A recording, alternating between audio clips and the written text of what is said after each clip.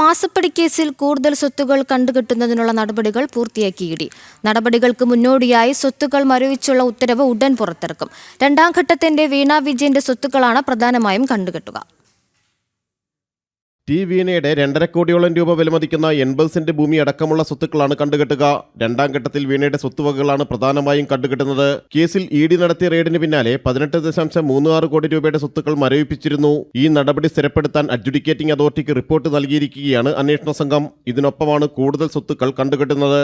ഇതിനുള്ള നടപടികളാണ് ഇഡി പൂർത്തിയാക്കിയത്. വീണയുടേതായി റവന്യൂ പരിശോധനകളിൽ കണ്ടെത്തിയ സ്വത്തുക്കൾ, ഉടമസ്ഥാവകാശം സംബന്ധിച്ച മറ്റ് രേഖകൾ എന്നിവയുടെ നിയമപരമായ പരിശോധനകൾ കൂടി പൂർത്തിയാക്കി ഉത്തരവിറങ്ങും. പിണറായി വില്ലേജ് പിണറായി പാറപ്പുറം റോഡിൽ KSEB സബ്സ്റ്റേഷന് പുറകുവശത്തുള്ള 80 സെന്റ് ഭൂമിയും പാതിരിയാട് വില്ലേജിൽ പിണറായി വിജയന്റെ വീടിനോട് ചേർന്നുള്ള ഭൂമിയുമാണ് റവന്യൂ ഉദ്യോഗസ്ഥരുടെ സഹായത്തോടെ ഇഡി തിട്ടപ്പെടുത്തിയിട്ടുള്ളത്. CMRL എക്സാലോജിക് മാസപ്പടി കേസിൽ ടി വീണയ്ക്കും എക്സാലോജിക്കിനുമായി 2,82,00,000 രൂപ ലഭിച്ചതായാണ് ഇഡി കണ്ടെത്തിയത്.